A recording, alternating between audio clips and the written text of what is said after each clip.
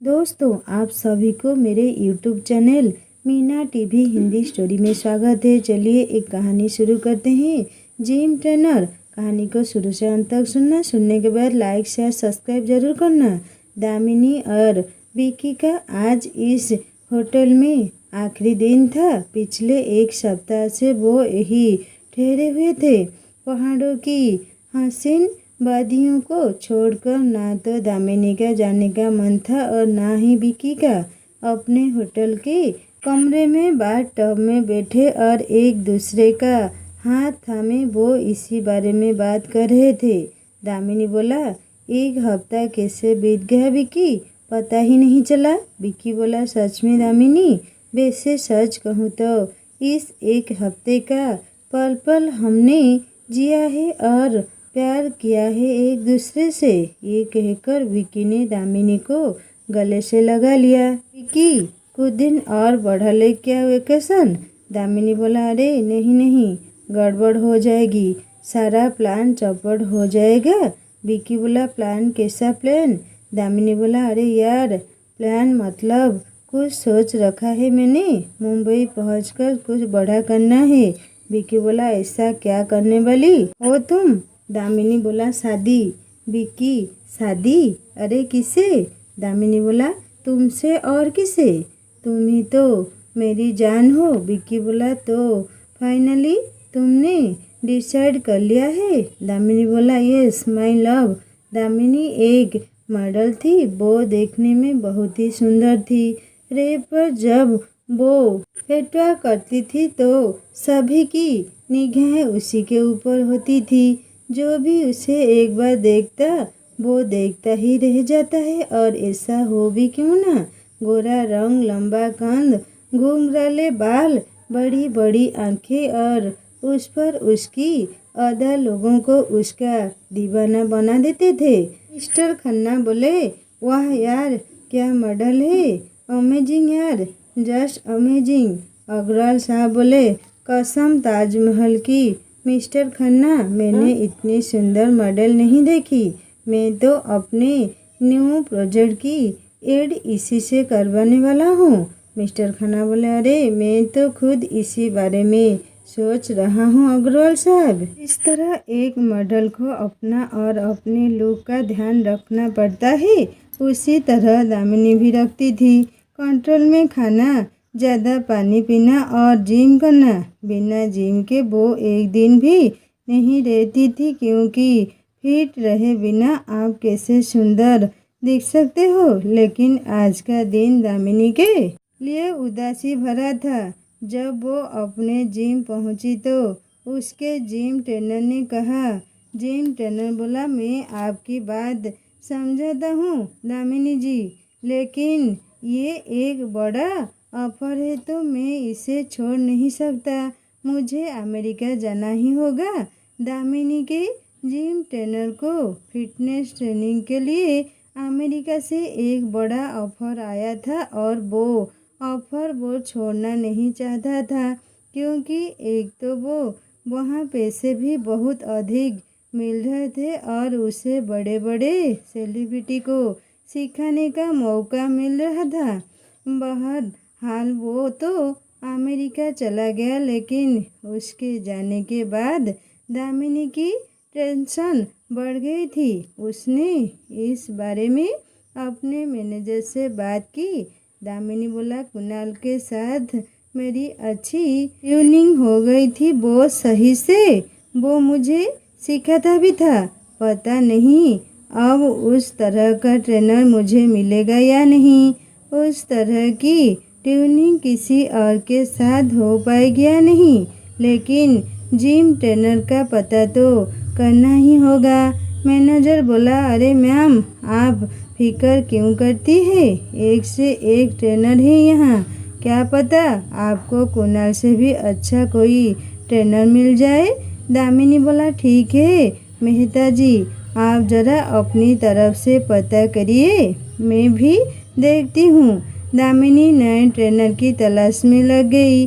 उसने नेट पर काफ़ी सर्च भी किया, लेकिन उसे कोई ढंग का ट्रेनर मिल ही नहीं रहा था।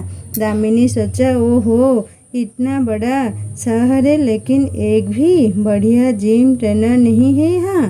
पता नहीं क्या होगा, अगले महीने इवेंट है मेरा। वो ये सोचकर टेंशन में थी, तभी उसके मैनेजर मेहता जी का फ़ोन आया। मैनेजर बोला, हेलो दामिनी मैम, आपकी तलाश ख़त्म हो गई है। मुझे एक बहुत ही अच्छा जिम ट्रेनर मिल गया है। दामिनी बोला, अच्छा क्या एड्रेस है उसका? प्लीज़ उसकी लोकेशन मुझे भेज दीजिए।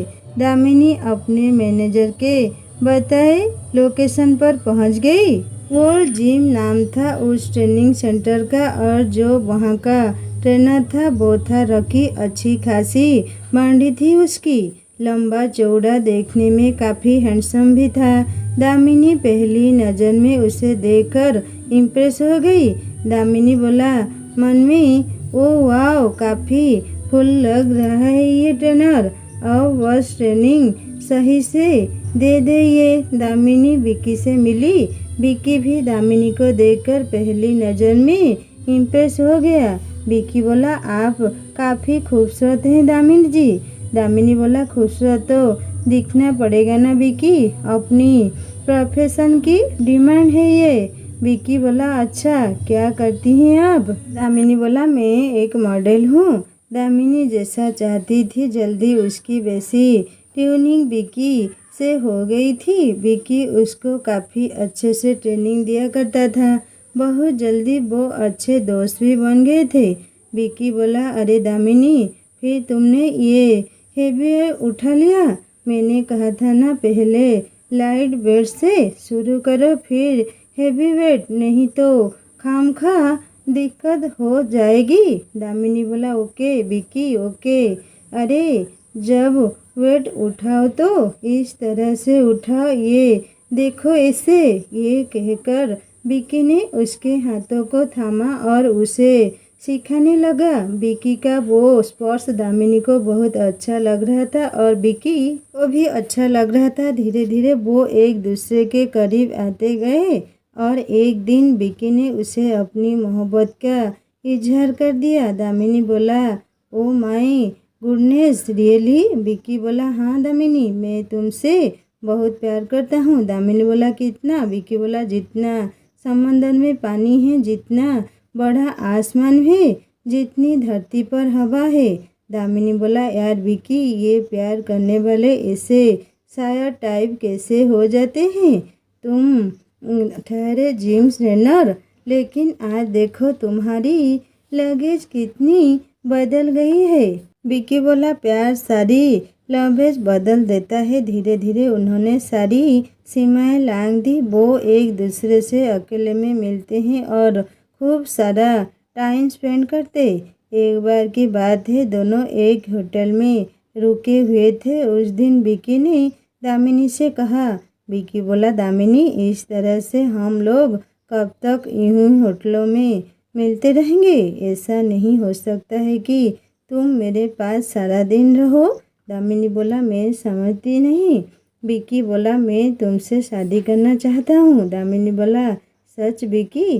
शादी तो मैं भी करना चाहती हूँ, लेकिन अभी कुछ पेंडिंग प्रोजेक्ट है, वो कर लेती हूँ, फिर शादी करते हैं। इस बात को 2 साल बीत गए, ना तो दामिनी का पेंडिंग प्रोजेक्ट ख़त्म हुआ और ना ही दोनों की शादी हुई। हालांकि इस बीच विक्की ने कई बार उससे इस बारे में फिर से बोला तो उसका जवाब नहीं होता। दामिनी बोला, क्या विक्की, हम साथ तो हैं ही ना? ये अलग बात है कि हम लोग एक घर में नहीं रहते। अरे समय आएगा तो वो भी रहने लगेंगे। तुमसे ज़्यादा मुझे शादी की जल्दी है, लेकिन तुम्हें पता है ना मेरा प्रोफेशन कैसा है? कुछ प्रोजेक्ट्स और हैं, वो अगले महीने तक ख़त्म हो जाएंगे, फिर करते हैं धूमधाम से शादी। कुछ दिन और बीते। दामिनी और विक्की इसी तरह मिलते रहे। एक दिन विक्की जिम में था, तभी दामिनी का कॉल आया। दामिनी बोला, कहाँ हो? विक्की बोला, तुम्हारे दिल में और कहाँ रहूँगा। दामिनी बोला, हर समय रोमांस ही सूझता है तुम्हें। विक्की बोला, अब जिसकी महबूबा इतनी खूबसूरत होगी तो उसे रोमांस नहीं तो क्या वजन सूझेगा। उसकी बातों को सुनकर दामिनी मुस्कुरा दी। दामिनी बोला, सुनो, 1 हफ्ते की छुट्टी मिली है प्रोजेक्ट से, कहीं घूम आए। विक्की बोला, अरे नेकी और पूछ पूरी 1 सप्ताह की छुट्टी मनाकर दामिनी और विक्की कार से मुंबई वापस लौट रहे थे। उनकी कार पूरी रफ्तार में सड़क पर भागे जा रहे थे। दामिनी बोला, विक्की, कुछ दिन बाद हमारी शादी हो जाएगी, शादी के बाद तुम्हारा प्यार कम तो नहीं हो जाएगा ना। विक्की बोला, ओए यार, प्यार कम क्या होगा और बढ़ेगा ना, क्योंकि सारा दिन तुम मेरे साथ रहोगी, तो जब भी मन होगा तुम्हें प्यार कर लूँगा। दोनों बातें करते हुए मुंबई की ओर बढ़ रहे थे। अचानक कार की साइड मिरर की ओर देखकर विक्की ने दामिनी से कहा। विक्की बोला, यार दामिनी, मुझे ऐसा क्यों लग रहा है कि ये 4-5 बाइक हमारी कार के पीछे आ रही है। दामिनी ने शीशे से देखा तो उसे भी 4-5 बाइक वाले नजर आए, लेकिन कुछ दूरी तक वो पीछे आते रहे और फिर दूसरे रास्ते से मुड़ गए। दामिनी बोला, विक्की, वो बाइक वाले तो दूसरे रास्ते में मुड़ गए, मुझे नहीं लगता है कि वो हमारा पीछा कर रहे हैं। विक्की को भी दामिनी की बात सही लगी। कार एक बार फिर से सड़क पर भागने लगी, लेकिन तभी अचानक से वही बाइक वाले शॉर्टकट से कार के आगे आ गए। विक्की ने तुरंत कार में ब्रेक लगाई। इससे पहले कि वह कुछ समझ पाता, बाइक वालों ने आंधाधुंध फायरिंग शुरू कर दी। विक्की को गोलियों से छलनी कर दिया। विक्की मरते हुए बोला, दामिनी। विक्की ने दम तोड़ दिया। उसके मरने के बाद दामिनी ने विक्की की ओर देखा और कहा। दामिनी बोला, गुड बाय माय डियर, इस जन्म में तो हमारी शादी नहीं हुई, किसी और जन्म में कर लेंगे, क्योंकि इस जन्म में मुझे टॉप की मॉडल बनना है, सुपर मॉडल बनना है, शादी करके बच्चे नहीं पैदा करने। प्यार मोहब्बत तक ठीक है, लेकिन तुम आशिकों की यही दिक्कत है कि तुम्हें शादी भी करनी होती है। सब कुछ तो ठीक ही चल रहा था, दोनों मज़े ले रहे थे, लेकिन तुम्हें तो बैंड बाजे की जल्दी थी। लो, बज गया ना बैंड। उसके बाद उन बाइक वालों में से एक दामिनी के पास आया।